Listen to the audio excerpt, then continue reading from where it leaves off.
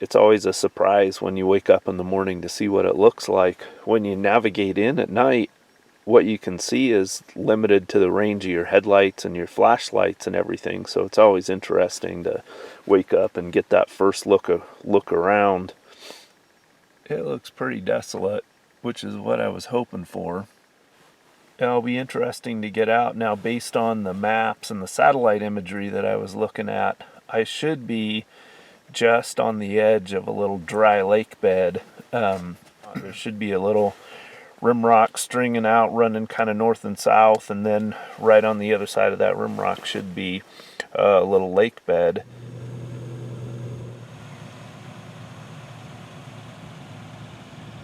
I just did a little recon of this site that I pitched my camp last night. Was looking for a spot that I identified on Google Earth on the satellite imagery as being a possible homestead site. Cool. I just did a little walk around and confirmed that this indeed was a homestead site. So I'm going to give you guys a little tour of it. This fenced area is probably about a half an acre or so here. Somewhere right in here is where the homestead site was, and I'm going to see if I can identify exactly where the footprint of the homestead was. This is the actual site of the homestead, and look at this, it's right off the front of my rig. Here I can see the perimeter of the stone foundation. I see the stone fire pit area right here. You can see the perimeter of the foundation continues on that way to that little scrub juniper, and then goes to the left all the way down there, and then comes out. That tree right there, I'm guessing, was just off of the front door. At this point, I'm really convinced that this was permanently inhabited, just based on the number of large cans, the type of debris that's around here. There's porcelain and ceramic and china, little bits of china. So those were all things that people brought with them when they came out here from back east. There's a bunch of these barrel stays around. The cow camps and the line shack cabins, you just don't find that stuff at. Looks like a really big long-term dump site from back in the day. Check out that cool old bucket. A lot of depression glass, a lot of porcelain. Alright, so I got back after a little hike. I repurposed a couple of Depression era homestead items to set me up a little camp setup. I found an old can, and then I found a flattened bucket and made myself a little table, and now I'm getting ready to have a little breakfast.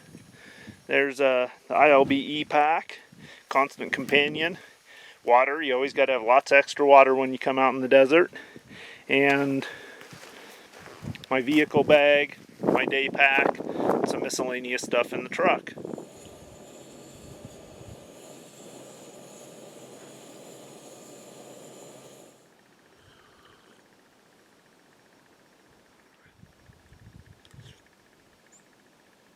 Just got a text message from Primalarcher. I told him, I'm out here by Frederick Butte, man, if you're bored and you want to come out and meet me. So he's on his way out here. We've been texting back and forth. So I've got him coordinates and everything, and he's on his way out here. So, all right, I see dust. I think here comes Primalarcher. What a freaking miracle, he found it. I am way the hell and gone out here. About 2 hours from his house. Primalarcher made it out, and we hung out around camp, had a cup of coffee, and now we're just heading off on a little hike. I'm always on the lookout for finding new water holes out here. I've slowly over the years been memorizing and marking and finding all of the water holes out in the desert country out east of Bend, because, well, in my fantasy world, this is where I would bug out to. But in order to be able to do that, you have to know where all the water is. So this was a new little lake bed that it looks like has a push out in the center. So it probably does have water in the spring.